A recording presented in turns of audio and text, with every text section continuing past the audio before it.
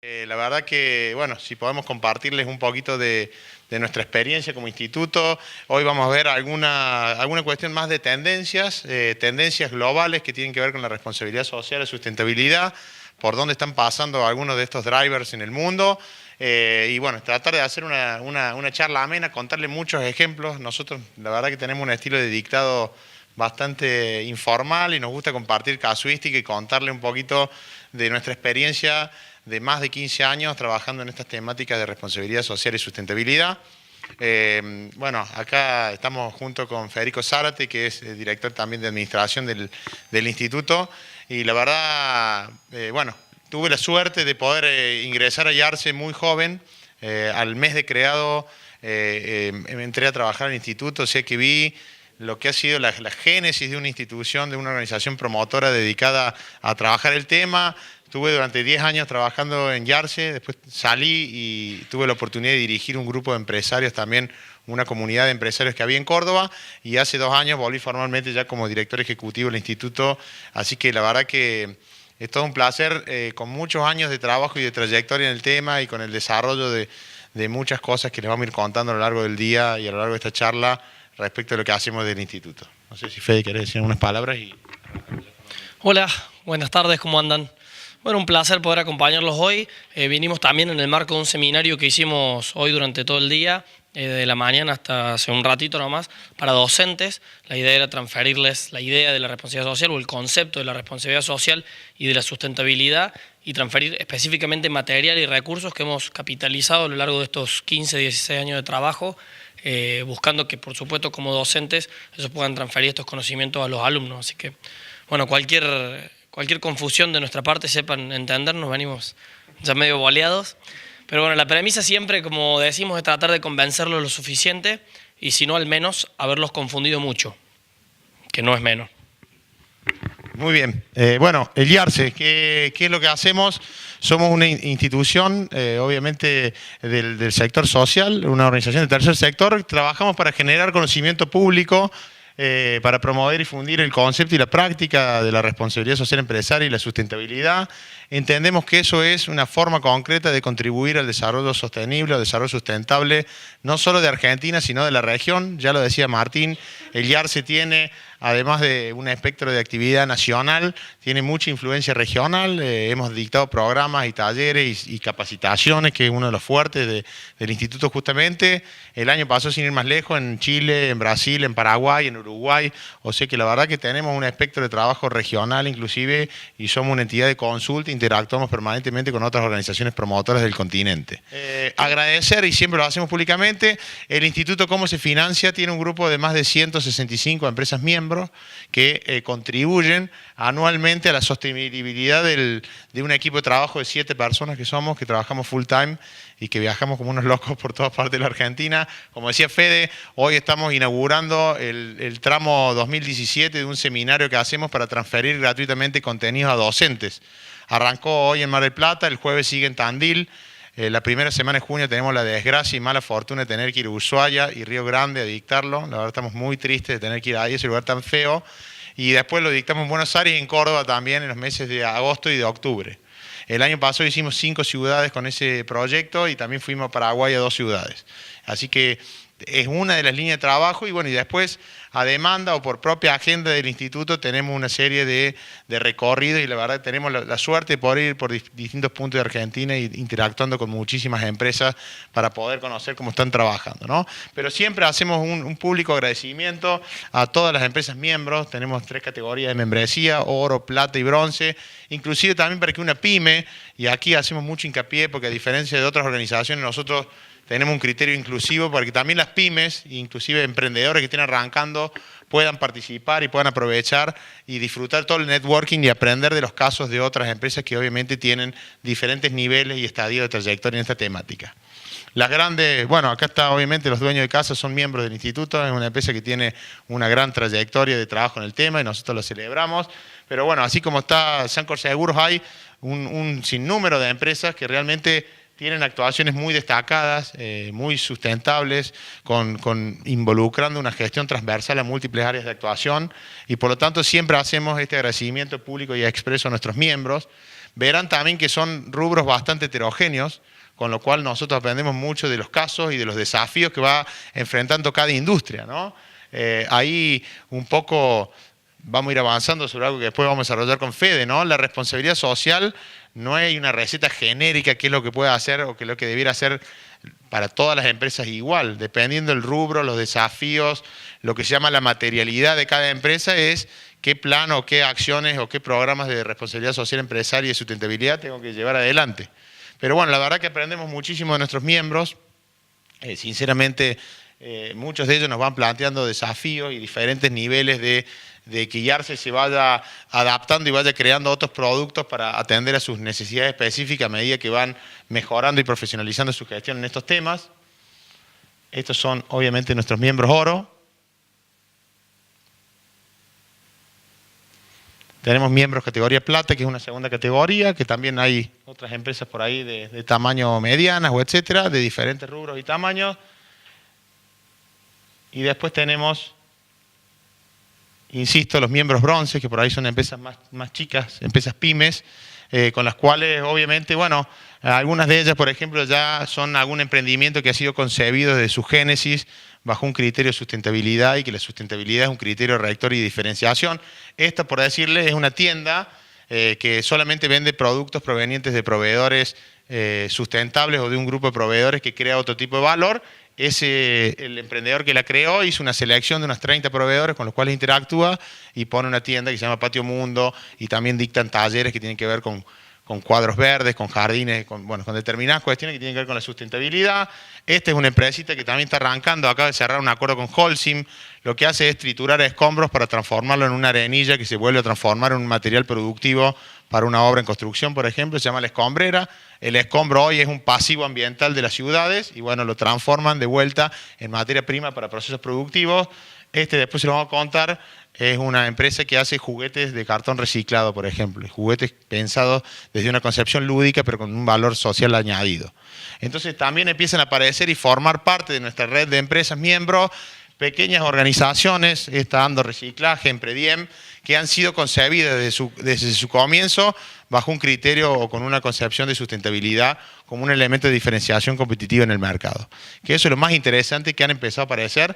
Nos pasa también que muchos de esos terminan siendo proveedores de las grandes que estaban en la categoría oro. Ondulé le vendió al Galicia juguetes para el regalo del Día del Niño el año pasado, por ejemplo. Entonces también estimulamos mucho este network. Celebro que en Mar del Plata empiece a haber estos grupos como fortalecerse, ¿no? donde se comparta buenas prácticas, conocimientos. Realmente estimulamos nosotros que las empresas participen de esos ámbitos porque es de la manera que se aprende de la gestión de los otros, de los aciertos y errores de otros. Eso es lo que tratamos de hacer mucho en el instituto y por eso, bueno, abocamos mucho esfuerzo y recursos para generar networking e interacciones de todas esas empresas miembros. Así que, bueno, terminada la presentación de lo que es el IARSE, vamos a avanzar con algunos conceptos teóricos, algunas disquisiciones que vamos a ir haciendo acá con Fede y después avanzar claramente sobre 6 grandes tendencias que nosotros percibimos que existen hoy globalmente en materia de sustentabilidad. Pero siempre es bueno repasar la génesis del concepto y entender qué es la responsabilidad social como forma de gestión.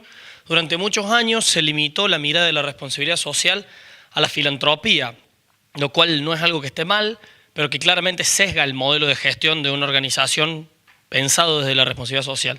Filantropía o acción social empresaria, decía Phil Rudolph, un ex directivo de McDonald's en aquel momento en un seminario del IARSE, decía, mira, la mejor forma de definir la filantropía, creo yo, es referirlo a la forma en la cual una empresa gasta parte de sus ganancias. Es decir, está bueno, ayudo en la comunidad, invierto en la comunidad en algo, lo cual, insisto, es algo que vale la pena, tiene que ver solamente con un público que es la comunidad y ni siquiera está pensado, a como está estructurado aquí, de una forma estratégica, simplemente destino recursos, pero no mido esa inversión de esos recursos privados en un bien público, que de hecho también hay como una evolución en la filantropía, lo que se llama inversión social privada. Decía Phil Rudolph, la verdadera responsabilidad social tiene que ver con el modo en el cual las empresas ganan su dinero. Y si estamos hablando en el modo en el cual las empresas ganan su dinero, estamos hablando de cómo se hacen las cosas, de cómo se toman las decisiones en todas las áreas, en todos los niveles y cómo culturalmente se lleva adelante el negocio. Y si tiene que ver con cómo ganas el dinero, también tiene que ver, y es muy importante esto, tiene que ver con el desarrollo de ventajas competitivas. La responsabilidad social y la sustentabilidad tienen que estar vinculadas 100% a la estrategia del negocio. Nosotros tenemos que tener la capacidad de crear valor económico, pero al mismo tiempo la capacidad de crear valor social, valor ambiental desde lo que hacemos todos los días, y decimos nosotros desde el IARSE también que hay una cuarta dimensión que es la ético-cultural. No da lo mismo hacer las cosas de una determinada manera que hacerlos de otra. No da lo mismo tratar a mis colaboradores de una forma que de otra, no da lo mismo trabajar con mis proveedores en el marco de un desarrollo local y en el marco de cierta creación de valor, además del económico, social y ambiental. No da lo mismo promover en mi comunidad determinados valores que no hacerlo. Y ojalá podamos demostrarlo cómo lo hacemos y de la mejor manera posible. En esta línea, decíamos, hace ya bastante que se habla de gestión responsable orientada a la sustentabilidad. Yo voy a tratar de gestionar la organización y de tomar decisiones con criterios de responsabilidad social, orientándome a la sustentabilidad. Nunca voy a ser 100% sustentable, pero sí voy a tratar de promover y fomentar aquellos impactos que son positivos, tanto en lo económico, en lo social y en lo ambiental, y voy a tratar de disminuir aquellos que son un pasivo de esos impactos. Y en esta idea, volvemos a lo que decíamos recién. La responsabilidad social como forma de gestión tiene que ver con la forma en la cual conducimos la empresa, en la cual llevamos adelante los negocios, en la manera en la que los concebimos y cómo tomamos las decisiones de ese negocio y de esa organización todos los días.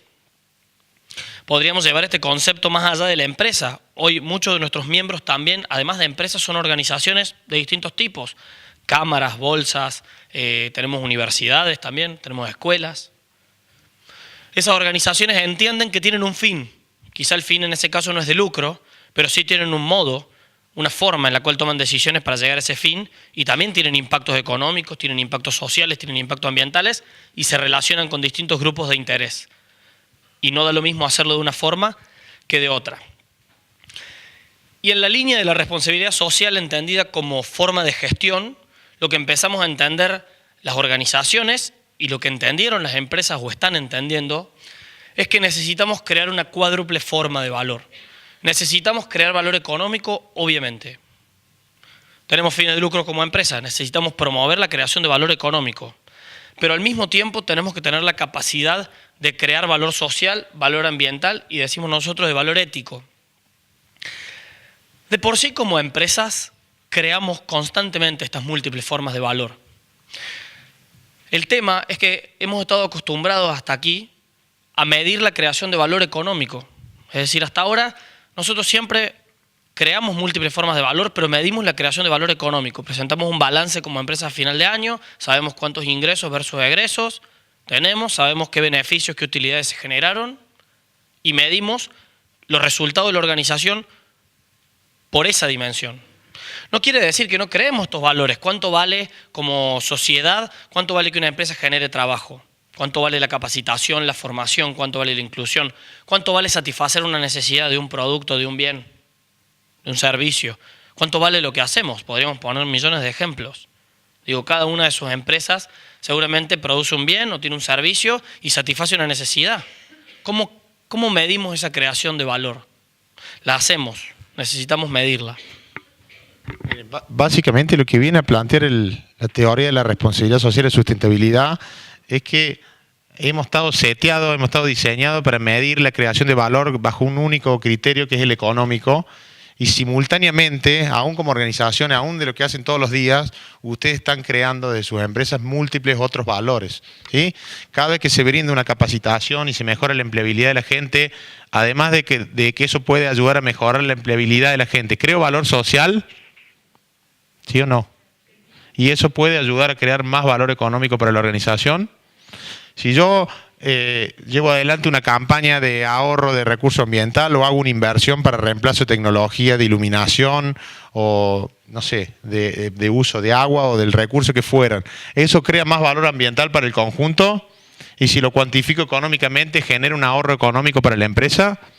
Lo que viene a decir la teoría es, entre más valor económico, social, ambiental y ético crees para la empresa y para el conjunto social de que formes parte, eso va a hacer que vos seas también una organización más sustentable como propia organización, aún desde un criterio puramente económico. ¿sí? La sustentabilidad entonces no está reñida con lo social, no está reñida con lo ambiental, ¿no? Siempre hablamos ahora mucho con Fede es licenciado en Recursos Humanos, sobre el tema de retener el recurso humano, ¿no? Es un problema hoy en las organizaciones retener los talentos, ¿sí o no? Y las nuevas generaciones vienen con algunas particularidades que hacen más difícil aún retenerlos, ¿sí? Entonces, ¿qué pasa? Nosotros estamos viendo movimientos, muchos de nuestros miembros que están apuntando sus esfuerzos en generar programas que tienen que ver con lo que se llama optimización del tiempo laboral, conciliación de la vida laboral con la vida familiar, beneficios casi personalizados para su personal, para lograr retenerlos, para lograr fidelizarlos, para lograr bajar la tasa de rotación, y eso que de per se significa crear más valor social, muchas veces también tiene su correlato económico, ¿no? Bajar la rotación de empleados puede ser medido aún económicamente, aún como una variable económica, sí, ¿no? Entonces estamos viendo eso, ahora seguimos, vamos a ir contándole con Fede muchos ejemplos de nuestros miembros, pero estamos viendo como tendencia esto, ¿no? La necesidad de empezar a entender qué otras formas de crear valor tenemos en estos otros ámbitos y que eso también muchas veces repercute positivamente, aún desde una mirada o criterio puramente económico. Si estamos hablando de una forma de gestión, inevitablemente tenemos que pensar en medir cuál es la creación de valor económico, social, ambiental y también ético-cultural. Necesitamos indicadores concretos, necesitamos saber en esa gestión a dónde estamos parados, cómo vamos y qué mejorar o a dónde llegar. Y en esa línea necesitamos obtener resultados que sean tangibles y decimos nosotros siempre comunicables, tanto a la empresa, a las personas, a la sociedad y al planeta. ¿Por qué la comunicación tiene un rol importantísimo en la responsabilidad social? Hacer responsabilidad social y pensar en el desarrollo sustentable tiene que ver con esta idea que acuñó Porter en el 2011 con un paper que se llamó La creación de valor compartido. Michael Porter lo que plantea en ese paper específico y que sentó las bases para empezar a hablar de este nuevo concepto que es la creación de valor compartido es: yo como empresa y como organización constantemente creo todas esas formas de valor. Ahora, yo necesito que esa creación de valor sea compartida por mis distintos grupos de interés para que me valoren y para que me diferencien por eso. Si yo tengo determinadas prácticas y determinados estándares y mis clientes no lo saben, ¿cómo me van a elegir o seguir eligiéndome o cómo me van a elegir otros que quizás quieren esos estándares? Si yo tengo una muy buena gestión de recursos humanos y no la doy a conocer, ¿cómo voy a lograr captar nuevos talentos o gente que quiera venir a trabajar conmigo porque yo me diferencio de cómo trabaja esa otra empresa? Si tengo un producto que cumple con determinadas características o que está fabricado en torno a una determinada trazabilidad social, en torno a una determinada trazabilidad ambiental de la que puedo dar cuentas, si no lo comunico y no logro que mis clientes, mis consumidores me valoren por eso y me diferencien por eso, es complicado. En este sentido, la responsabilidad social tiene que ver con toda la línea de la gestión. Necesito saber a dónde estoy parado, necesito medir, necesito armar un plan estratégico con objetivos, con metas, con indicadores, y cuando obtengo resultados necesito comunicar esos resultados, y la comunicación tiene que ser diferenciada, tiene que ser a los distintos grupos de interés según qué es lo que quiero lograr, de acuerdo a mis expectativas y a las expectativas de cada grupo de interés. En esta línea empezamos a entender que ya no tenemos un solo balance económico. Hoy tenemos también un balance social, un balance ambiental e incluso un balance ético-cultural. Una de las tendencias de ya hace muchos años es que las empresas que gestionan con criterio de responsabilidad social y que lo hacen seriamente, hoy presentan a final de año un reporte de sustentabilidad.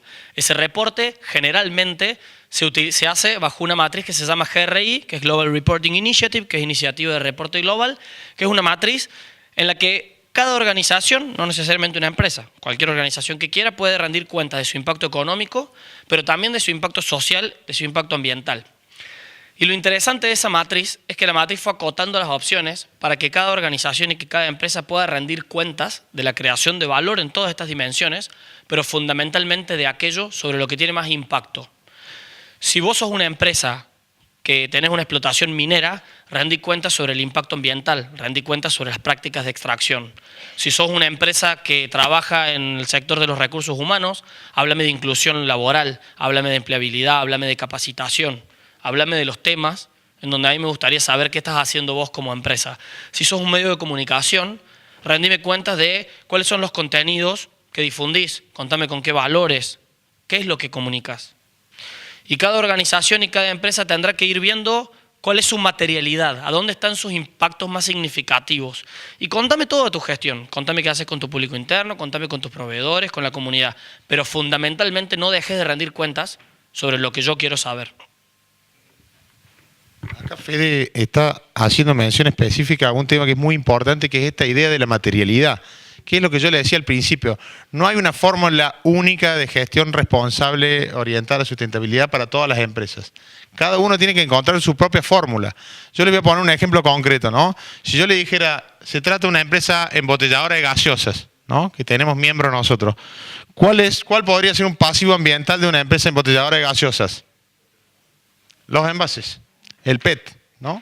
El PET que pone todos los días por miles de botellas en la calle, que en la Argentina no tenemos forma de circularmente hacer que vuelvan como forma del proceso productivo a volver a ser un plástico como insumo. Entonces, en su matriz de activos y pasivos ambientales, imagínense que el mapa es totalmente diferente para una empresa de servicios que para esa empresa. ¿Qué podríamos poner en los activos y pasivos ambientales de una empresa de servicios? Y bueno, a lo mejor acá los pasivos usa papel, usa rema de papel, usa energía, usa agua, pero imagínense que contra el uso de agua de una empresa que embotella gaseosa, que es un uso intensivo del recurso agua, la materialidad de una y otra industria es totalmente diferente. Por lo tanto, no hay una fórmula única para armar un plan, sino que cada uno tiene que hacer su propio mapa de activo y pasivo y trabajar con aquellos temas que son significativos para sus grupos de interés. Hoy la Coca-Cola tiene métricas globales, por ejemplo, la Coca-Cola tiene métricas globales, tiene 2 o 3 grandes temas que trabaja. Uno, agua. Tiene un gran objetivo global que baja la corporación, que es reducir el ratio de litros de agua para producir litro de producto. Hoy más o menos está en el orden de 2 litros de agua para producir un litro de producto, quieren llevarlo para 2020 a 1.4 litros de agua para producir litro de producto. Primer tema. Segundo tema que tienen, obviamente, el tema del PET, de los envases, que es una problemática que tiene múltiples aristas y que es bastante difícil porque también los otros envases de vidrio tienen mayor circulación, mayor capacidad de reuso, pero hay que relavarlo, o sea que también usan agua. Entonces no son soluciones fáciles, pero cada uno tiene sus propios desafíos, ¿no? Entonces no es lo mismo el desafío de materialidad que tiene una empresa de servicios que el que tiene una cementera, que el que tiene una empresa petrolera, que el que tiene... Es decir, cada uno tiene que ir encontrando, obviamente, una compañía aseguradora tiene otro tipo de desafíos. Una empresa que trabaja el tema del seguro, así como Sancor Seguro está trabajando muy bien de acuerdo a su materialidad en la promoción, por ejemplo, de la educación vial. Es sinérgico con el negocio. Si la gente choca menos, ¿cómo te va, Cristian, a vos? Mal. Por eso, tío, te va muy bien. Entonces también es entender esto, que la mejor responsabilidad social es la que está hecha lo más cerca o lo más sinérgico con lo que se llama el corazón del negocio o con la estrategia del negocio. Mientras más cerca esté lo que hacemos para crear más valor social, ambiental y ético, y más cerca esté de lo que mejor sabemos hacer como empresa, eso va a ser más provechoso y va a repercutir económicamente de manera más positiva. Otra premisa de la responsabilidad social. Esto no tiene que ver con un tema de tamaño. Como decía Luis Gula, fundador del IARSE, el que cree que es un problema de tamaño porque nunca pasó una noche a solas con un mosquito. Básicamente, responsabilidad social tiene que ver con una forma de gestión, con una forma de pensar, con una forma de tomar decisiones. Siempre ponemos un caso muy concreto y pasamos a las tendencias, ¿no? Pero desde lo económico decimos, ¿alguien de acá es contador? ¿Pero por qué tan baja la mano? Yo siempre pongo este ejemplo para que veamos cómo uno puede abrir la mente y saber que genera mucho más valor, pero que es una cuestión también de entender a dónde están esas oportunidades y cómo medirlo y cómo a su vez podemos empezar a desarrollar ventajas competitivas de la mano de eso. Si hoy habláramos de una empresa que tiene 3, 4 ambulancias, servicio médico, a final de año la empresa podría rendir cuenta o podríamos saber cómo le fue económicamente. ¿Cuánto vale para la persona que le dolía el pecho que la ambulancia haya llegado a tiempo? ¿Se crea un valor social? ¿Alguna vez escucharon a un servicio de emergencias que diga que llegan en promedio a una emergencia dentro del marco de los 10 minutos, por ejemplo? O, por ejemplo, que este año ayudaron a salvar a X cantidad de vidas. Porque a mí como consumidor, si el servicio de emergencia me dijera sale tanto, pero además hay tanto, yo te aseguro que por lo menos en el último año llegué en el 90% de las veces dentro de los 10 minutos y salís un poco más que tu competencia, que no me puede asegurar eso, probablemente yo te elija. Pero vos estás logrando contarme a mí un argumento que tiene que ver con una creación de valor que es social y que a su vez repercute en lo económico. Y simplemente es una cuestión de saberlo, de medirlo y de utilizarlo. Digo, en la misma línea, nosotros podemos pensar cómo trabajamos con cada uno de nuestros públicos de interés y ver a dónde están nuestras oportunidades de medir el valor que ya creamos y promover eso, o bien buscar nuevas formas de medir valor, o quizás ver riesgos. En el caso que contaba Alejandro de la empresa de bebidas, vamos a ponerlo concreto, con nombre y apellido. Coca-Cola nos dijo hace algunos años, mirá, nosotros venimos viendo que la tendencia a nivel mundial viene cambiando y migramos el 40% de nuestra cartera de productos a bebidas bajas en calorías. Hoy fuimos contra nuestra marca insignia, que es la Coca-Cola regular, y vamos con la cero, vamos con la light y con productos bajos, porque entendimos que ese es otro gran riesgo de nuestra industria. La obesidad de las sociedades tiene un costo social en términos de salud. Son sociedades mucho más sedentarias y obviamente mucho más pasivas, y entonces eso tiene un correlato, y eso llevó, por ejemplo, hay países que han legislado la prohibición de vender Coca-Colas regulares o gaseosas comunes con azúcar en los colegios, por ejemplo, ¿no? Entonces, ¿eso qué tiene su correlato empresarial? En diversificar el portfolio, ir mucho más a las... Fíjense, analicen una mesa dominguera de hace 10 años contra la de este año, de un año ahora, vayan a un evento y fíjense de gusto, ¿no? Fíjense la cantidad de bebidas light o ceros que hay en una mesa contra la que hubiera habido 5 años atrás. Y se van a dar cuenta cómo ha cambiado. Bueno, nosotros ahora hay gente, entre los cuales me incluyo, que tomamos Fernet con Coca Cero, por ejemplo, ¿no? Y ya algunos te miran raro y te dicen, ¿qué pasa? Este muchacho, ¿qué le está pasando? Pero bueno, ha cambiado notablemente, y inclusive hay una publicidad insignia que ha sacado la Coca-Cola hace poco, donde el tipo trata de engañar a la máquina expendedora y se le va corriendo la Coca-Cola roja, en un momento le pega, cae la coca, la empieza a tomar, la siente rica y está medio despegada la etiqueta, y cuando la saca abajo tiene el de la cero. O sea, primera vez que una compañía va contra su marca insignia. Bueno, eso habla obviamente de tendencia, ¿no? Hoy son sociedades que demandan eso, demandan lo que se llama HBS, hábitos de vida saludable. Todas las alimenticias están discutiendo temas vinculados a hábitos de vida saludable, alimentación sana, regular las porciones, por ejemplo. Acuérdense que esto viene como una gran tendencia de las alimenticias a ir hacia porciones más pequeñas y a dar mayor información acerca del valor calórico de las porciones que brinda, ¿no? Bueno, y concreto, para poder pasar a las tendencias y contarles por dónde viene hoy estos grandes pilares que se están viendo de la responsabilidad social y la sustentabilidad. Pero hablar de esto no tiene que ver con otra cosa que no sea identificar oportunidades y riesgos relacionados al negocio y poder actuar y tomar decisiones con criterios de responsabilidad social orientados a la sustentabilidad para crear valor compartido, más valor del que ya creamos y que sea compartido. Y en esta línea, para crear estas cuádruples formas de valor, podremos mencionar 7 dimensiones dentro de las cuales uno podría identificar oportunidades, y la línea en este sentido dice: trabaja con valores y con transparencia. Revisa tu misión, revisa tu visión, revisa tus valores y volcá esa línea e incluí la responsabilidad social en tu cultura organizacional para que la toma de decisiones pueda tener ese sentido. Busca oportunidades de trabajo en responsabilidad social en lo que hace a tu relación con el público interno, desde a quién tomás, inclusión social, capacitación, conciliación, vida laboral, vida familiar, equidad de género. Beneficios, plan de remuneración, carrera. Hay múltiples aristas que tienen que ver con temas de hoy vimos un caso ahí en el seminario, temas que tienen que ver con la diversidad, con la inclusión social de minorías, ¿no? Estaba la gente de Girey que contaba que están trabajando una doble línea en inclusión, por ejemplo, de personas trans al mercado laboral, por ejemplo, y están trabajando también en la formación para el trabajo de mujeres de más de 45 años para formarlos con camperos junto con una ONG y con el Ministerio de Desarrollo Social de Nación. Algunas tendencias que se van dando en lo que es una de las temáticas o de las dimensiones que tienen que ver con una gestión responsable. Trabaja con proveedores, con distribuidores, consulta sobre impacto social, sobre impacto ambiental, decime sobre trazabilidad, te preocupa el desarrollo local, a quién le compras los materiales, quizás proveedores tuyos pueden ser ciertos grupos vulnerables de una ciudad y podés generar una fuente de trabajo en algunos insumos. Un ejemplo concreto, Arcor ya le está comprando prácticamente el 100% de sus uniformes de trabajo al Arca Mendoza, una ONG que nuclea productores de Mendoza, que básicamente fue asociando pequeños productores, pequeños talleres, transfirieron know-how durante mucho tiempo, compran casi el 100% de sus uniformes, un 20 o 30% de la compra anual de las copias que usan todos los días, tiene 22.000 operarios barcos, ¿no?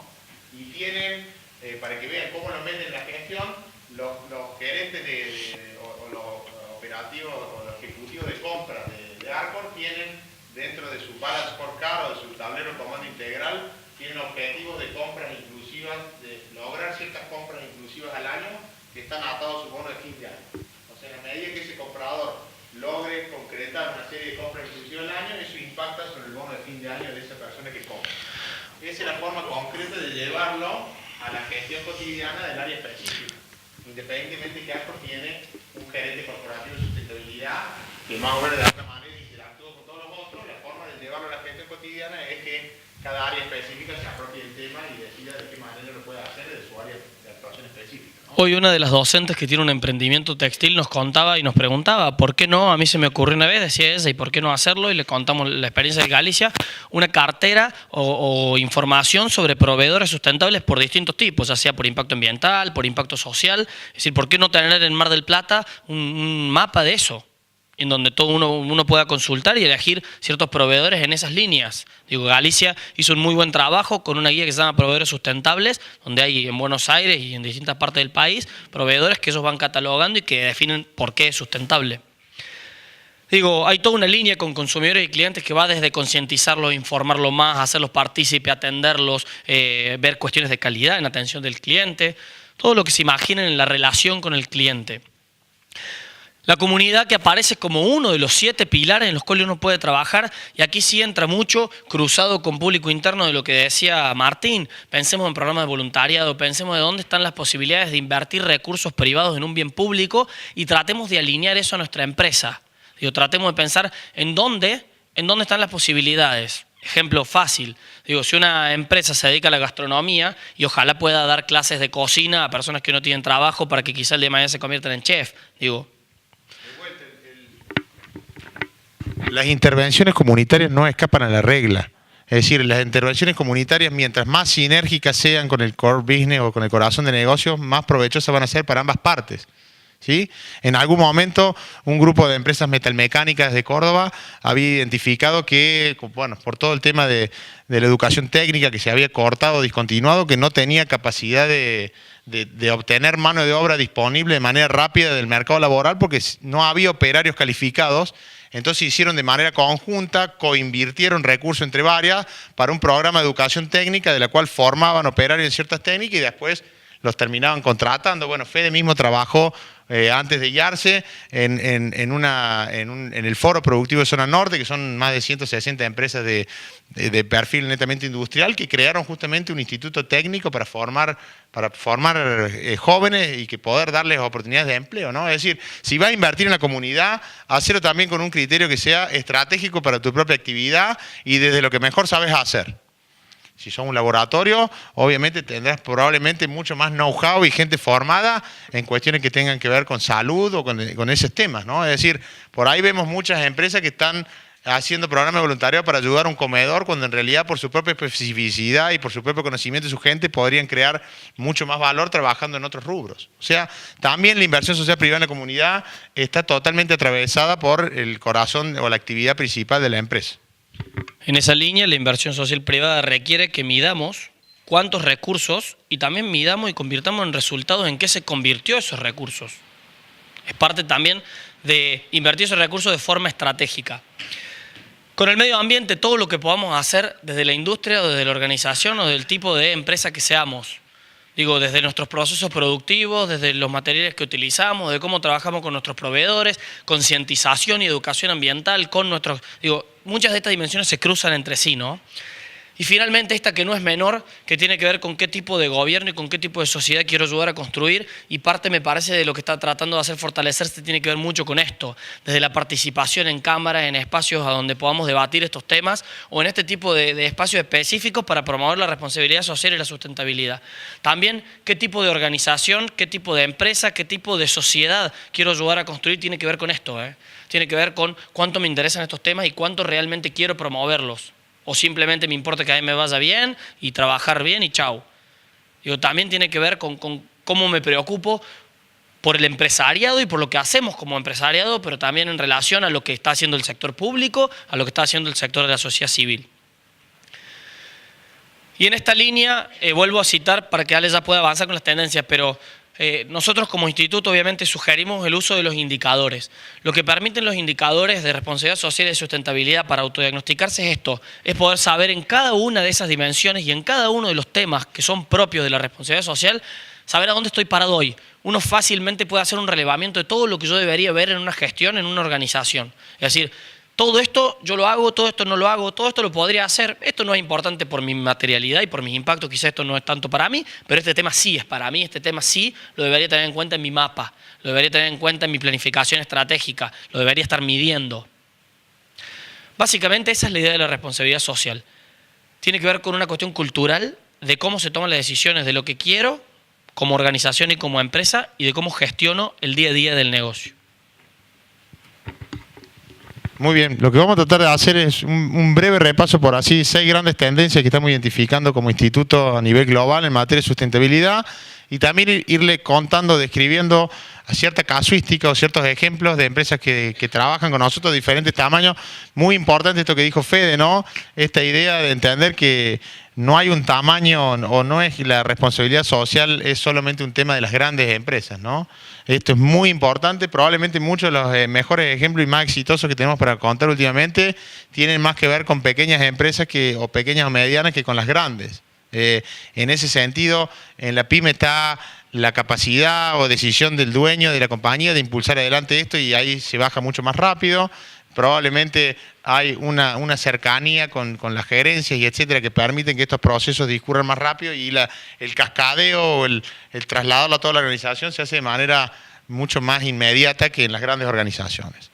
Entonces, si tuviéramos que contarle acá con Fede, vamos a ir avanzando un poquito, cuáles son las 6 grandes tendencias de la gestión responsable y sustentable.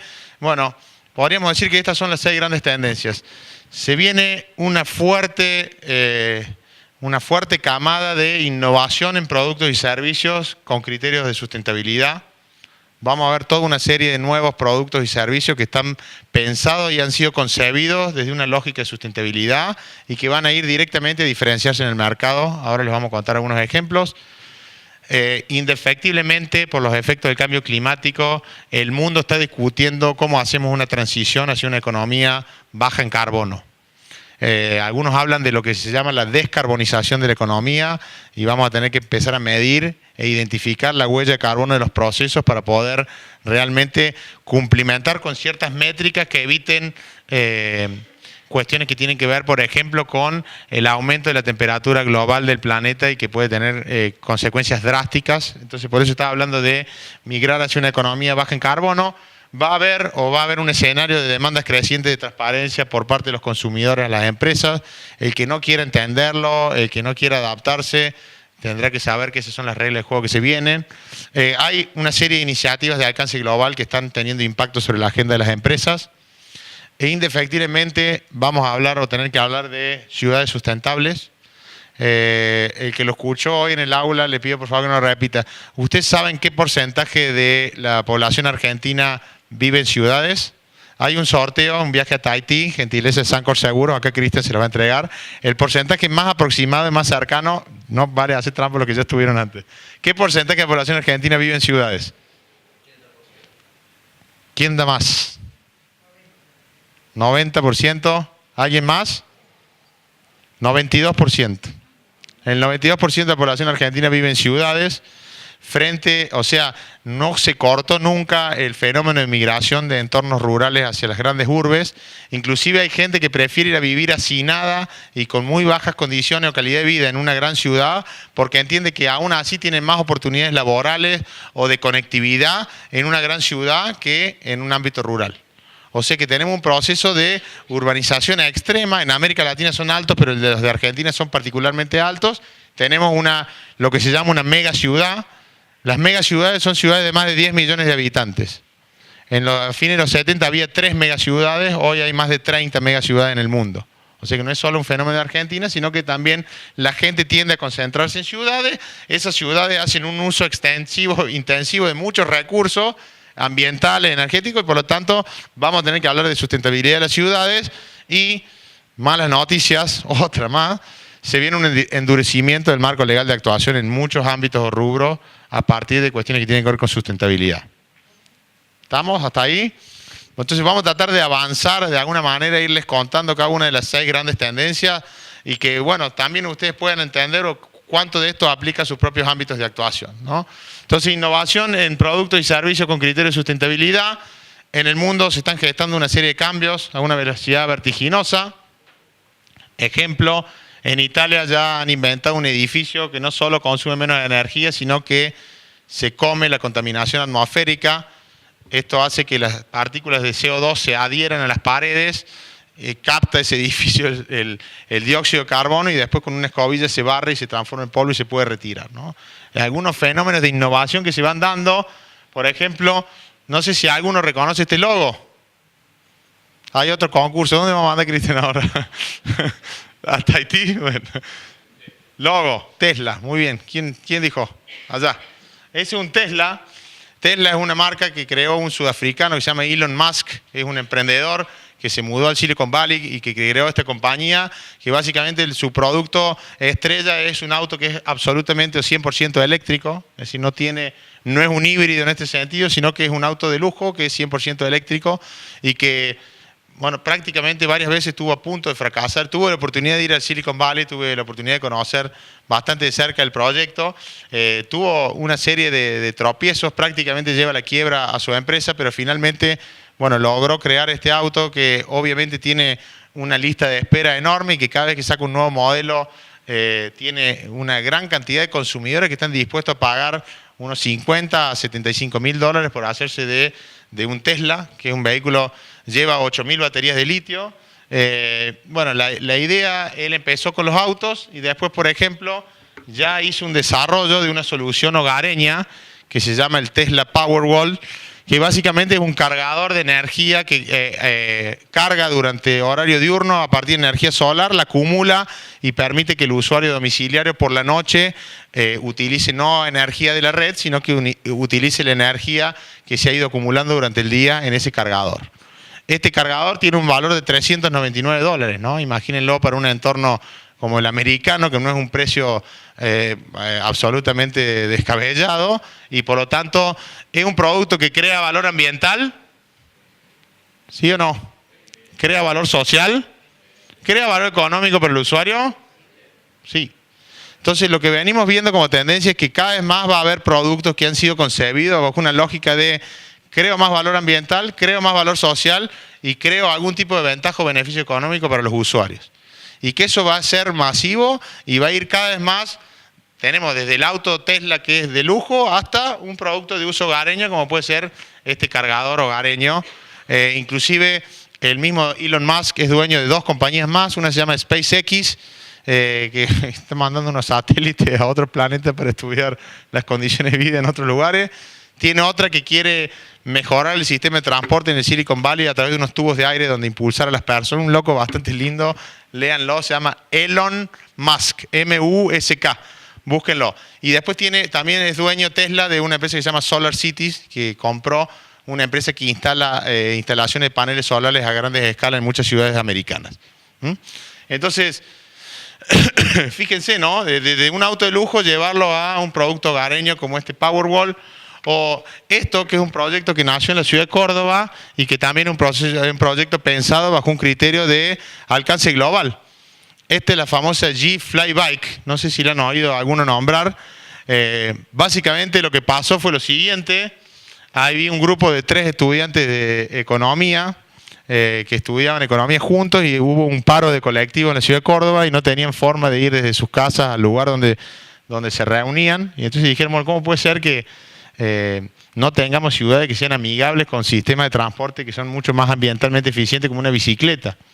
Y bueno, empezaron a analizar un poco cuáles eran los grandes defectos que tenía históricamente la bicicleta y crearon una bicicleta que de alguna manera suple todos los grandes defectos que tiene una bici, que es el medio de transporte que menos había evolucionado en los últimos 100 años. Piensen los autos de hace 100 años, los autos de ahora, piensen los camiones, las motos y piensen algunas bicis de hace 100 años con las de ahora. no ha habido tanto desarrollo tecnológico. Entonces, ¿qué crearon? Una bici que tiene una autonomía de 40 millas, es eléctrica, tiene una autonomía de 40 millas, es plegable en un único movimiento, o sea, se hace clic y se pliega y se puede poner acá o al lado de un escritorio, con lo cual ese es el mayor virtud que le encontró el mercado, es esta, que se pliega en un único movimiento. Las gomas no se pinchan, nunca se te pincha la goma, porque son hechos de material de caucho duro. Tiene unos rayos de LED rojo en la rueda delantera, porque identificaron que la mayor cantidad de accidentes con las bicis eran laterales y de noche, porque vos de atrás o de adelante de alguna manera las veías, pero de costado les pegaban. Entonces tiene se hace una luz LED roja a medida que vas girando de noche, que la ves lateralmente. No tiene cadena, así que no te agarra el pantalón. Y es conectada con smartphone y vos lo podés integrar, cargas el celular y etc. O sea, crearon una bici eléctrica, plegable, global, que obviamente, bueno, vale $2.900 la bici, pero la venden en otros mercados. La venden en Estados Unidos, la venden en Asia. Imagínense en ciertas ciudades europeas. Imagínense vender esa bici en Holanda, donde son todas bicis. ¿Es negocio o no es negocio? Bueno, entonces pensaron un producto que tiene, obviamente, criterio de sustentabilidad, que tiene múltiples beneficios sociales y ambientales, y bajo un criterio de mercado, obviamente, también es un producto muy demandado, ¿no? Salieron en una primera rueda de financiamiento en una plataforma colectiva que se llama Kickstarter, levantaron cerca de $200.000, no les alcanzaba por su desarrollo, buscaron 4 inversores locales en Córdoba, de los cuales conozco a 2, o sea que también, que más o menos pusieron una inversión de $250.000 cada uno, y hicieron un desarrollo y la están fabricando en China y ya la están vendiendo en varios mercados. ¿Bien? Y es un proyecto que fue concebido de Córdoba. Después hay otros emprendedores que ya han creado una ducha que ahorra el 70% del agua. Es una ducha que atomiza la gota de agua con tecnología de aspersores de riego israelíes, atomiza la gota de agua y brinda una mejor experiencia de ducha y ahorra el 70% del agua en cada ducha. Se llama Nevia, también pueden buscarla.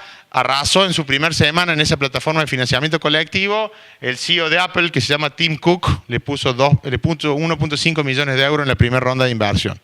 Entonces, rápidamente están apareciendo productos que genera valor ambiental, se ahorra el 70% de agua, genera valor social, sí, y bueno, por lo tanto, es un producto que es muy demandado en los mercados y que rápidamente recibe innovación y etcétera. Bueno, ahí pueden después ver, ellos hicieron inclusive lo que se llama hicieron grupos focos de gente que fuera a ducharse y contar, en serio, no estoy mintiendo, hicieron grupos focales de gente que fuera a ducharse y contara cómo había sido su experiencia de ducha, para mostrar que realmente, bueno, fíjense cómo atomiza la gota de agua en mucho más partes y partículas mucho más chicas.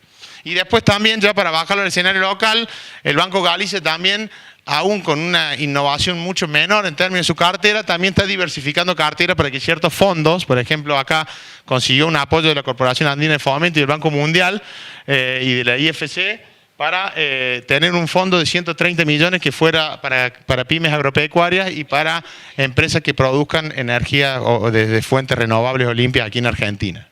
Es decir, aún dentro de la cartera tradicional de productos de un banco ya empiezan a aparecer ciertas líneas más innovadoras que van a premiar o recompensar con tasas diferenciales a empresas que produzcan mayor valor ambiental para el conjunto. Ustedes saben que hay ahora... hubo en agosto del año pasado una primera ronda de inversiones extranjeras que vinieron para invertir en energías limpias en Argentina, sobre todo eólica y solar a gran escala, y inclusive hubo mucho más oferentes de lo que había como fondo disponible para esa primera licitación, ¿no? De hecho, habían previsto una ronda de 1.000 millones de pesos, recibieron oferentes por 6.000 millones de pesos y terminaron otorgando licitaciones por 3.000 millones de pesos. Pero si viene todo un fenómeno de inversión en pequeños parques solares o pequeños parques eólicos en Argentina, con empresas que ya están instaladas en el país y con otras que van a venir por esa línea.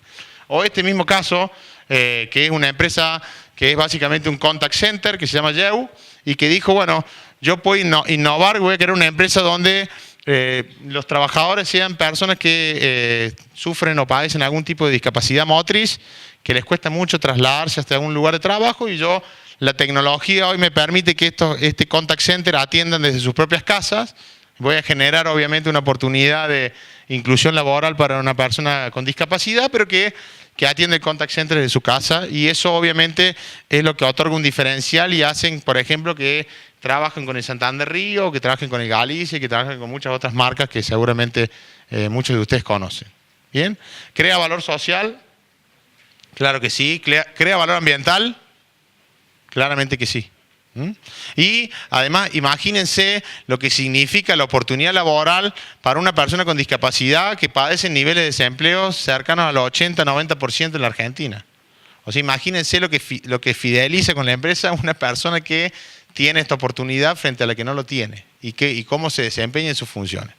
Así que, la verdad que en este sentido, bueno, ¿querés contar, Fede, el caso Ondulé?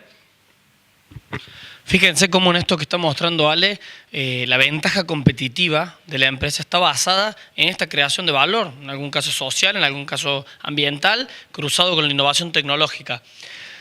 Este es un caso muy particular de un miembro que la verdad queremos muchísimo. Es un chico cordobés que un día decidió que quería fabricar juguetes, lo venía pensando hacía mucho tiempo, pero cuando él cuenta la historia es interesantísimo porque lo que él plantea es la siguiente forma, ¿no? La siguiente filosofía. Él dice, yo quería fabricar juguetes, pero no quería fabricar cualquier juguete. Hace rato que vengo viendo que los chicos juegan de forma individual, veo algo que se está gestando en nuestra sociedad que no está bueno, y además el uso de plástico y el uso de materiales que tienen un alto impacto en el medio ambiente. Con lo cual dijo, ¿qué tipo de producto yo puedo crear que rompa con esta lógica?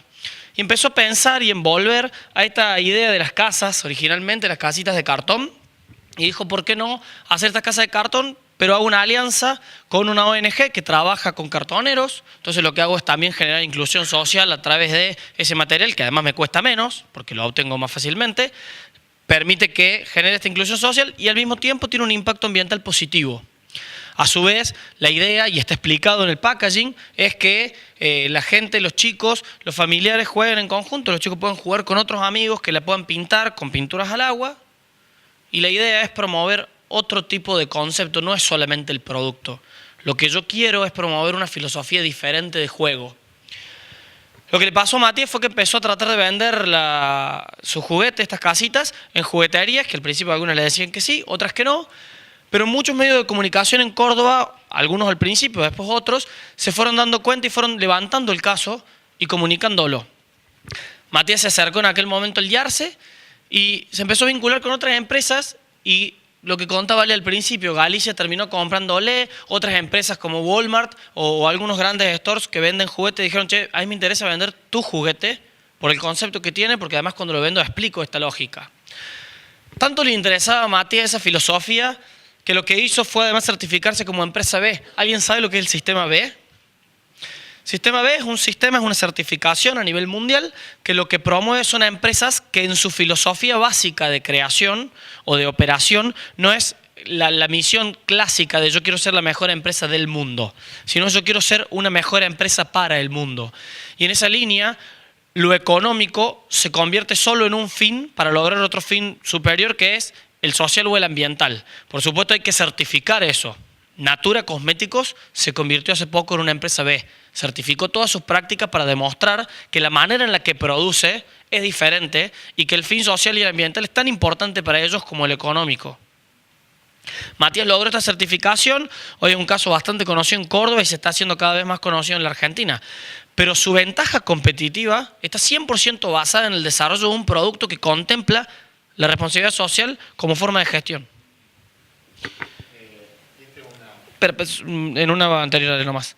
Les aconsejo y les sugiero a los que estén interesados que entren a la página de Ondulé y vean la filosofía que él plantea del negocio. Explica cuál es la concepción de la idea y cuál es la manera en la que se quiere relacionar con los clientes, con los consumidores, con sus grandes clientes y con el destinatario final, ¿no? Esto es lo que marca la diferencia entre cómo pienso mi empresa de manera tradicional, cómo empiezo a migrar o cómo empiezo a tener otras prácticas.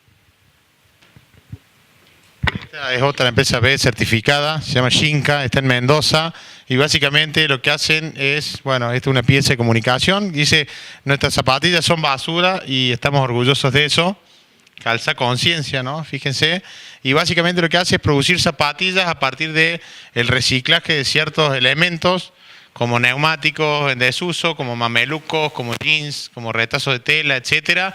E inclusive trabaja en la inclusión social de un grupo de madres en Mendoza, que son las que producen las zapatillas. Nuestro presidente Mauricio Macri utilizó y se sacó una foto a fin de año utilizando una zapatilla de Xinca, que bueno, realmente la verdad que es una empresa interesante que también es certificado como empresa B, pero bueno, genera valor ambiental y genera valor social y obviamente genera valor económico, ¿no? Ahí está un poquito lo que decía el Federico, este movimiento de las empresas B certificado, que también es otra tendencia. No vamos a poder adentrarnos mucho hoy en explicarles, pero pueden también entrar ahí al Sistema B e indagar más acerca de este movimiento, que bueno, ya tiene cerca de 50 empresas en Argentina que están certificadas como empresas B. Entonces, simplemente para cerrar esta primera tendencia, ¿no? La ISO dice que la responsabilidad social, habla de responsabilidad social, es una disposición voluntaria que tienen las organizaciones de incorporar ciertas consideraciones sociales o ambientales en su proceso de toma de decisiones y en la rendición de cuenta de los impactos de sus actividades sobre la sociedad y sobre el medio ambiente. Aquí es muy importante entender, ¿no?, esto, ¿no?, que va a haber un proceso de innovación, que va a haber un proceso de innovación fuerte en nuevos productos y servicios, pero que también las empresas que estén gestionando, que ya sean existentes y que tengan tradicionalmente estén gestionando, tienen que empezar cada vez más a incorporar esto, ¿no? Incorporar en la toma de decisiones del día a día alguna consideración social o ambiental para crear más valor socioambiental y ético para el conjunto y empezar a, como decía Fede hoy, a rendir cuenta de los impactos de sus actividades. Dos cosas puntuales, ¿no? Una, la norma internacional que se publicó a finales del 2010 no es certificable la responsabilidad social, la ISO 26000, lo que plantea es que la ISO sea una guía para acompañar a las empresas en la incorporación de una gestión. Y otra, dice la ISO algo que no es menor, es una disposición voluntaria, es voluntaria en términos legales. Cualquier organización y cualquier empresa para operar necesita cumplir con las normas y con las leyes. Hoy nosotros desde ARCE decimos, en términos legales es una disposición voluntaria. No es tanto una disposición voluntaria si se empieza a analizar cómo se mueve hoy la sociedad y cuáles son estas tendencias que subyacen a las que está diciendo Ale. Digo, hoy los estándares comerciales empiezan a levantarse, hoy me empiezan a consultar por mi huella de carbono, me empiezan a consultar por trazabilidad social, me empiezan a consultar por trazabilidad ambiental. Hoy los colaboradores que trabajan conmigo no quieren trabajar en cualquier empresa, los talentos no quieren trabajar en cualquier empresa. Si los quiero retener, tengo que tener otras gestiones que exceden lo meramente legal. Trabajar con los proveedores no da lo mismo en el desarrollo local que comprar importado. Por supuesto hay un montón de variables económicas. Digo, hoy es voluntario desde el punto de vista legal, pero no desde el punto de vista competitividad. Hoy si yo quiero trascender como organización, quiero trascender como empresa, ojalá que esté prestando atención a las oportunidades y a los riesgos. Porque la responsabilidad social se entra por tres grandes puertas, decimos nosotros siempre. Ojalá sea por convicción, no siempre sucede que se entra por convicción. Otras veces se entra por conveniencia. Y voy viendo para dónde va y creo que es bueno y me sirve. Y otras veces se entra por coerción. Lo malo es que cuando yo estoy yo estoy 100% convencido, tengo más tiempo de planificar, de pensar y de armarlo. Cuando es por conveniencia me voy acomodando y también puedo llegar a planificar. Cuando es por coerción, un día vienen y te dicen, si querés participar de esto, tenés que hacer esto lo más rápido posible. Empecemos a pensar en eso también, ¿no? Vamos a pasar esto rápido porque no vamos a llegar a ver sino las 6 grandes tendencias. Yo voy a tratar de hacer el esfuerzo por concentrarlo lo más rápido posible a las 5 que nos quedan. Lo vamos a hacer un poquito más rápido de lo que lo haríamos habitualmente, pero es importante tratar de avanzar en todas, ¿no? La segunda, indiscutiblemente esto, ¿no? Vamos a una transición a una economía baja en carbono y es un proceso irreversible. Esto obviamente va a disparar algunos procesos innovadores también.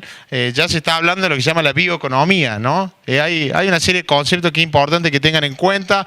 Uno de ellos es este de bioeconomía, que son incorporar procesos de la propia naturaleza a la economía y entender la posibilidad de empezar a trabajar ciertos procesos bajo una idea de este concepto de bioeconomía. El otro es algo que hablamos recién, el tema de la economía circular. Dejar de pensar los procesos productivos desde una linealidad y empezar a entender que la magnitud de los desafíos sociales y ambientales que tenemos hacen necesariamente que haya que ir a pensar en una economía o la circularidad de los procesos económicos, ¿no? Quien es director del Instituto Forestal Europeo dejó en un artículo que después les podemos compartir algunas conclusiones. Bueno, Obviamente la COP21 que se celebró en París necesariamente determinó que la transición a una economía baja en carbono es irreversible. Los países y las empresas van a sufrir medidas drásticas para sustituir materias primas y obviamente los productos derivados del petróleo por materiales que sean de base biológica y por las energías renovables. Esto es un fenómeno que no tiene vuelta atrás. Ya el cambio climático es identificado como el riesgo número 1 para la economía y ya el cambio climático es identificado como el factor de riesgo número 1 para la seguridad alimentaria del mundo.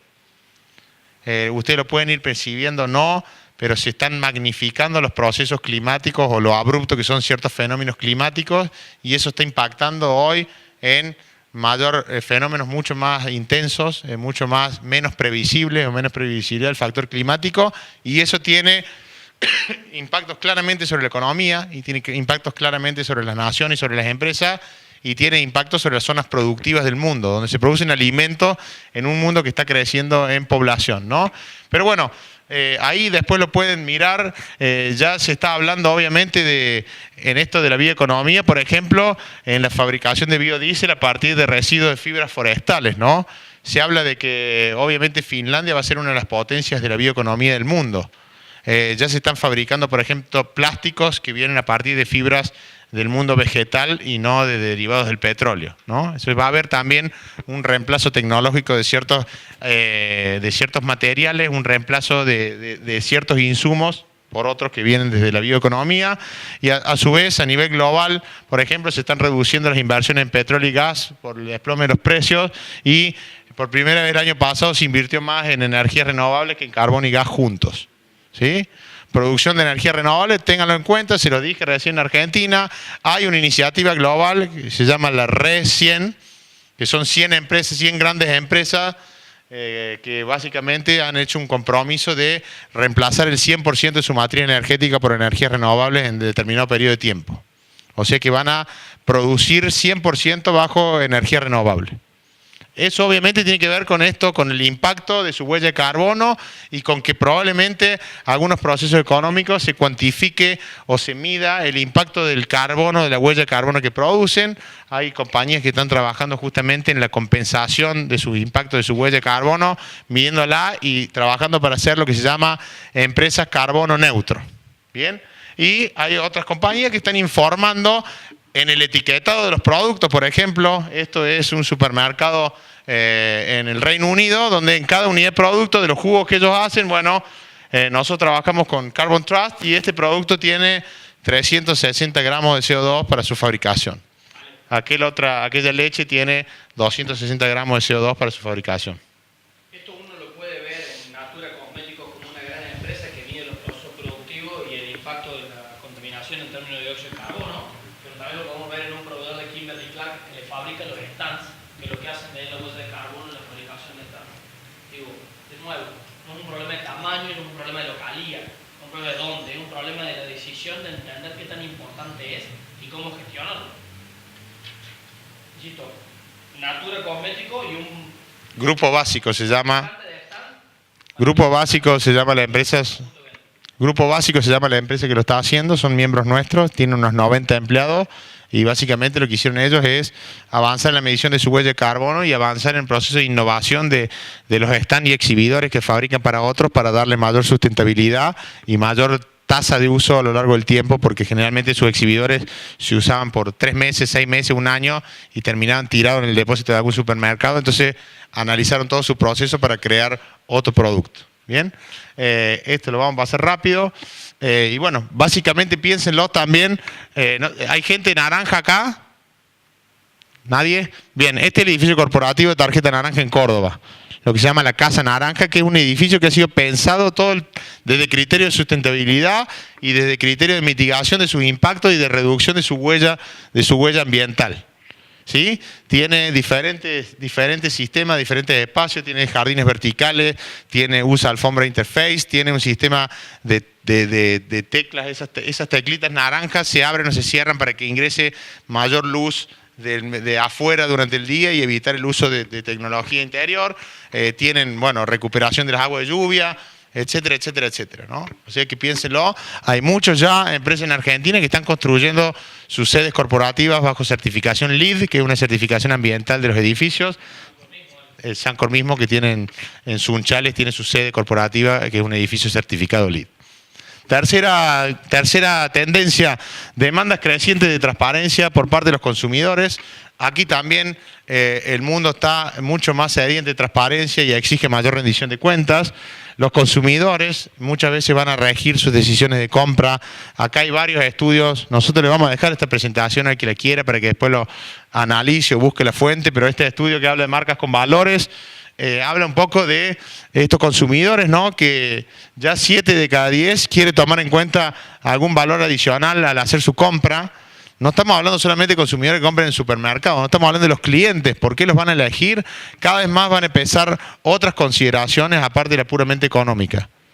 En la medida que ustedes sean capaces de informarle de beneficios sociales o beneficios ambientales o otras formas de valor que estén creando, eso va a generar un diferencial en la decisión de compra y ya hay un 20% que directamente ya tiene en cuenta, probablemente en escenarios mucho más formados y mucho más avanzados en el tema que el argentino, que ya lo tienen en cuenta. Para 7 de cada 10 consumidores, los valores más importantes a la hora de elegir una empresa son la confianza, la honestidad y la responsabilidad. Ténganlo en cuenta. 9 de cada 10 demandan o reclaman que las empresas den la cara a su grupo de interés y que conversen con los consumidores. Hay algunas empresas aquí presentes que tienen, por ejemplo, procesos de diálogo con sus consumidores para indagar qué necesitan, qué están demandando y a partir de eso desarrollar acciones de planificación estratégica en base a lo que se llama proceso de diálogo con los stakeholders o con los grupos de interés. Y 9 de cada 10 encuestados evaluaron muy positivamente las marcas que actuaron de alguna forma valiente cuando enfrentaron o tuvieron algún problema. Es decir, la gente no quiere que les mientan. Básicamente el estudio indica como recomienda 4 áreas de acción. La primera es cada vez más generar credibilidad entre mis grupos de interés. Esto es abrirse a escuchar, abrirse a dialogar, estimular la participación y el diálogo con esos grupos de interés, escucharlos y poder interactuar conjuntamente con ellos. Yo sé que por ahí suena utópico, pero realmente se han alcanzado cosas y procesos de diálogo muy interesantes. La otra es, en organizaciones de cualquier tipo hay que trabajar el cambio cultural interno para que la empresa y la marca sea un proyecto compartido con los trabajadores y para que nazca desde el corazón de cada empresa. Hay que ser y hacer antes que parecer. Obviamente que cumplir con lo que se promete y reconocer los errores. Y finalmente, las compañías que van a sobrevivir y que van a ser elegidas son aquellas que tengan la capacidad de desarrollar y transmitir, y cuando digo transmitir es comunicar los valores que sustentan sus acciones. Y aquí todavía hay muchas compañías que siguen con esa idea de no voy a contar lo que estoy haciendo de bueno. En este mundo actual es un error eso. Comunicacionalmente, no comunicar los valores de los cuales se hace o de los cuales se gesta lo que uno está haciendo, genera todo el efecto contrario. ¿Y por qué si lo están haciendo no me lo cuentan? ¿Y qué hay por detrás? Genera suspicacia y vivimos en un mundo hiperconectado y con las redes sociales y no tener presencia en esos ámbitos también genera suspicacia. Porque aunque vos creas que no estando no estás, sí estás o sí están de alguna forma hablando de vos. Por lo tanto, las que se van a diferenciar son aquellas que tengan esa capacidad de generar lo que se llama un vínculo emocional con sus consumidores. Y tratar de transmitir esos valores que guían o desde dónde surgen, porque obviamente hay nuevos entornos de empresas que están gestionando responsablemente, pero también consumidores que están exigiendo otro tipo de respuesta de parte de las organizaciones que las compran. Y ese choque de mundos obviamente va a generar nuevos entornos de demanda y valor y la transparencia claramente ya no es optativa, sino que es una obligación. Tendencia número 4, muy rápido, hay una serie de iniciativas de alcance global que van a impactar en la agenda de las empresas. Una de ellas claramente es, no sé si han escuchado hablar de los ODS o de los 17 Objetivos de Desarrollo Sostenible que estableció Naciones Unidas. Básicamente hubo en 2015 un gran acuerdo global por definir cuáles son las 17 líneas de actuación y los objetivos concretos sobre los cuales tiene que trabajar la humanidad, las empresas concretas para alcanzar el desarrollo sostenible o desarrollo sustentable de nuestro planeta. ¿Sí? Esto obviamente involucró un gran proceso de pensamiento y de reunión de los líderes del mundo. Fueron 150 esa reunión, pero en realidad los 17 ODS que se establecieron surgen del acuerdo de 193 naciones que básicamente establecieron estos 17 objetivos. Ponerle fin a la pobreza, hambre cero, trabajar por la salud y bienestar, bregar por una educación de calidad, promover y alcanzar la igualdad de género, trabajar por agua limpia y saneamiento, promover el uso de energía asequible y no contaminante, promover el trabajo decente y el crecimiento económico, industria, innovación e infraestructura, la reducción de las desigualdades, ciudades y comunidades sostenibles o sustentables, producción y consumo responsable, clima, vida submarina, ecosistemas terrestres, paz, justicia, instituciones sólidas y alianzas para lograr los objetivos. Estos son como los 17 grandes acuerdos del mundo sobre los cuales van a tener que trabajar. Esto va a impactar sobre la agenda y ya está impactando sobre la agenda de gobiernos, pero también va a impactar sobre la agenda de las empresas. Nosotros ya tenemos algunos casos de empresas miembros que nos dicen, estoy trabajando en esta línea de acción en alineado a los ODS y lo empiezan a reportar y comunicar de esa manera. Bancos, bueno, ahí Fede estuvo el año pasado en una actividad en Google, el año pasado ahí en Buenos Aires, donde varias empresas miembros nuestros ya están alineándose con estas grandes iniciativas que van a ser determinantes y van a ser un marco que va a determinar la gestión responsable y sustentable de esas empresas, ¿no? Le sugerimos entrar a la página del Objetivo de Desarrollo Sostenible, ya que cada objetivo tiene un documento específico con metas. De los 17 objetivos, hay en la página metas específicas para cada uno de esos objetivos. Y en términos de gestión a las empresas, que además están trabajando con criterios de responsabilidad social, lo que se les está pidiendo, lo que se les está solicitando también de Naciones Unidas es, cuando vos rindas cuentas de tu gestión, también compatibilizar esa gestión y esas prácticas y decirnos cómo y en qué metas vos participás. Sancor, por ejemplo, en uno de los talleres que hicimos en Córdoba, me acuerdo vino Bettina Suárez, estaba contando ya cómo Sancor empezó a identificar cuáles son los objetivos sobre los que aporta desde sus prácticas, dónde puede aportar, cuáles no tienen influencia o cuáles no son de su alcance, pero sí en cuáles puede trabajar y rinde cuentas, junto con el reporte de sustentabilidad alineado a la norma internacional ISO 26000. Es decir, están confluyendo todas las distintas iniciativas para que la gestión se acerque cada vez más a todas estas iniciativas internacionales y que a la hora de rendir cuentas uno pueda rendir cuentas conjuntamente, ¿no?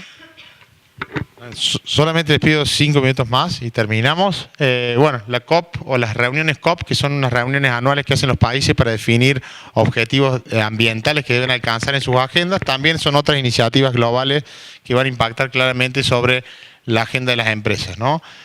¿Se acuerdan? Con la llegada de Trump al poder en Estados Unidos, él fue para atrás con muchas medidas de los acuerdos que Estados Unidos... O sea, los mayores emisores de CO2 del mundo son Estados Unidos, China y el tercero, ¿saben cuál es? El desperdicio de alimentos que hay en el mundo. El mal uso de alimentos es calculado en total en volumen el tercer mayor emisor de emisiones de CO2 del mundo.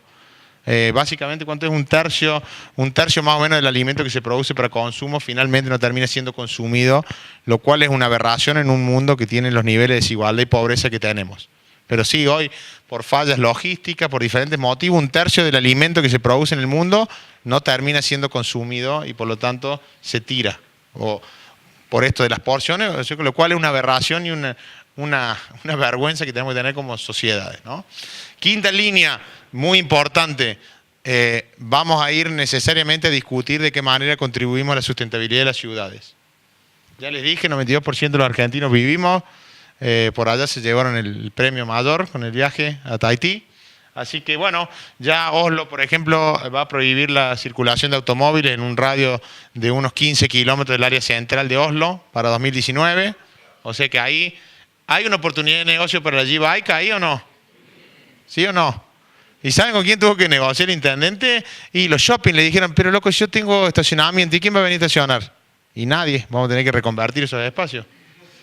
Y se están poniendo de acuerdo. Y bueno, Chile, bueno, pero sí, claramente, bueno, obviamente son ciudades donde, bueno, empiezan a trabajar con otras premisas, pero bueno, empiezan a pasar que la sustentabilidad termina siendo un elemento de decisión. Francia aprobó el año pasado una ley que obliga a todos los nuevos edificios que sean construidos a que estén cubiertos por paneles solares o por techos verdes, una obligatoriedad que ya tienen algunas capitales europeas como Copenhague.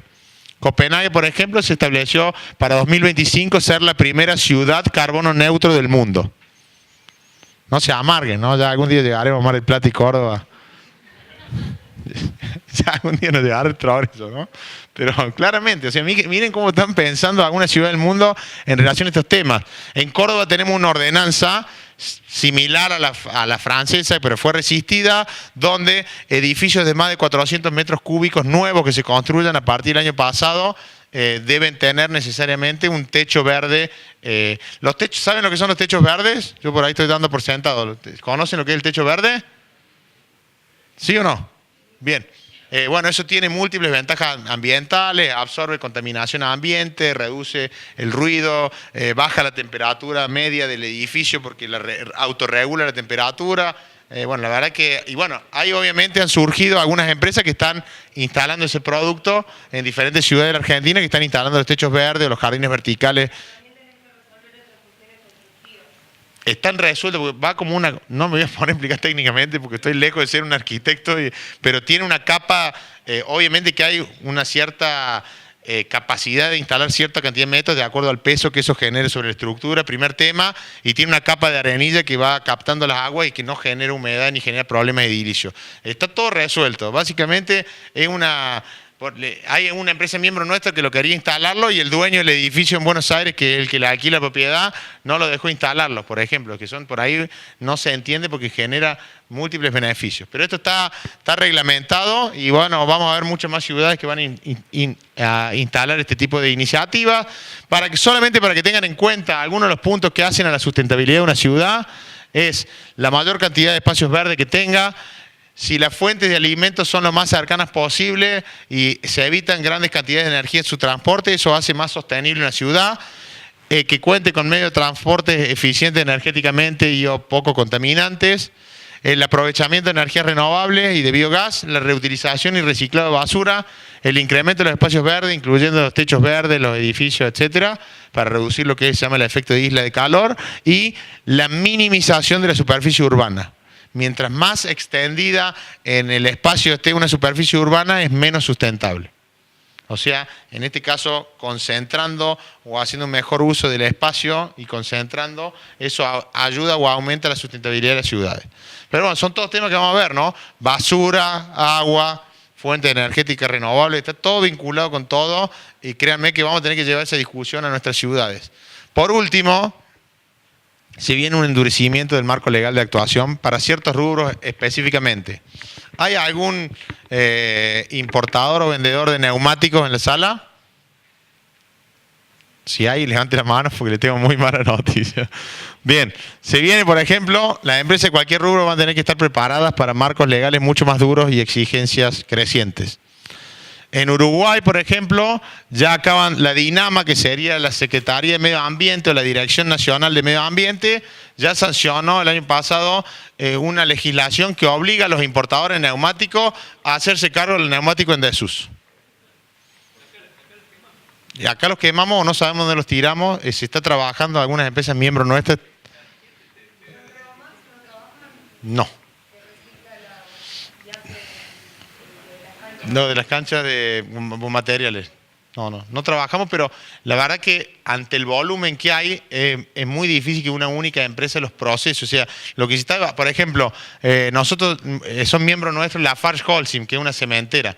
En el proceso de fabricación, yo lo conté hoy a la tarde, antes ahí en el seminario docente, en el proceso de fabricación de cemento, hay que llevar a los hornos cementeros a una cierta temperatura que son 1300 grados centígrados y por lo tanto se puede quemar en ese proceso aceites en desuso, neumáticos en desuso, se pueden utilizar como insumo para calentar el horno y producir cemento.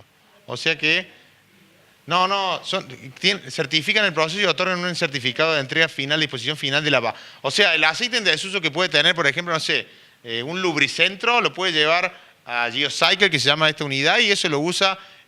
hace un blend, en serio, no te miento, hace un blend de basura y arma una composición que permite calentar los hornos cementeros.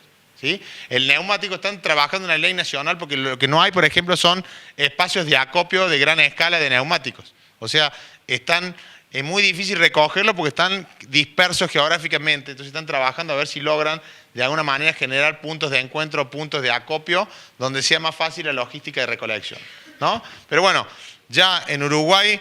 varias empresas, obviamente, están... Acá dice, esta es la empresa que vos... ¿Cómo es tu nombre, perdón? Yara. Mirá, ya varias empresas están pugnando por hacerse el negocio del polvo neumático, ¿no? Y ya se está hablando también que el polvo neumático puede servir como insumo en la construcción de rutas, de calles y etcétera.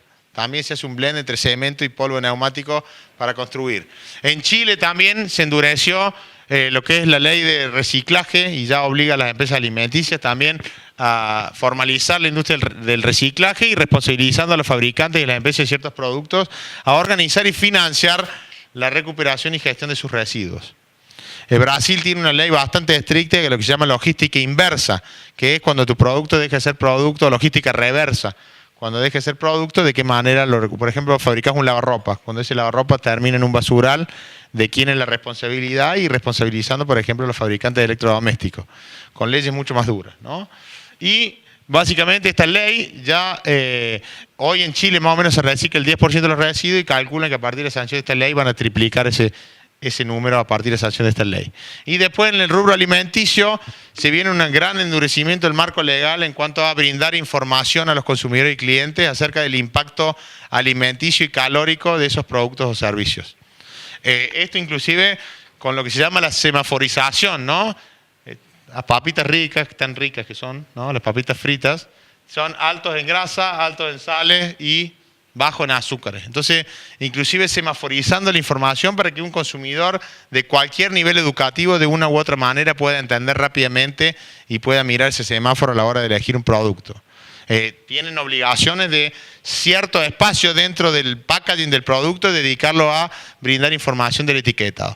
Esto va a afectar a cualquier rubro. O sea, se viene una mayor demanda de lo que se llama la trazabilidad social y ambiental de los productos o servicios que ponemos en el mercado y va a haber que, así como en la tendencia 3 yo les decía que hay demanda de transparencia, va a haber que necesariamente adaptarse a legislaciones duras y va a haber que necesariamente empezar a rendir cuenta de los impactos de nuestras actividades. ¿Sí? Estas no son cosas lejanas, ¿eh? Este año tuvimos la posibilidad de acompañar a Arcor en Chile y en San Pablo en Brasil, y son cuestiones que ya están analizando con legislaciones que ya están en esos países y que no van a tardar mucho en llegar a la Argentina, ¿eh? O sea, son cuestiones que ya están. Yo le parece que Hernán va a dar la... Sí, cierro con esta idea. Hay un líder que es el CEO de Unilever que se llama Paul Polman, que básicamente es un líder del mundo empresario que va recorriendo diferentes ciudades y va teniendo reuniones con otros líderes empresarios, con líderes gubernamentales. Y bueno, básicamente tuvimos la oportunidad de ir el año pasado a verlo ahí en Buenos Aires, que vino a la Argentina y dejó una gran cita que a mí me gusta usarla para cerrar. Dice, hoy al mundo le están faltando dos grandes cosas. Claramente le están faltando más árboles, pero también le están faltando mucho más líderes que decidan y lleven adelante los impactos y las reformas que hagan falta para encontrar la sustentabilidad de nuestras sociedades, ¿sí? Así que con esta cita de Paul Polman, desde ya en nombre del IARCE agradecerle. Esta presentación la vamos a dejar disponible con Martín y con la gente de Fortalecerse para quien le quiera acceder. Ya le dijimos, nuestra misión es generar conocimiento público, así que compartimos permanente todo lo que hacemos. Pueden entrar a nuestra web www.iarce.org y desde ya estamos a disposición con Federico para que después nos hagan cualquier pregunta o consulta. Así que muchísimas gracias y le damos paso a Pablo, ¿sí?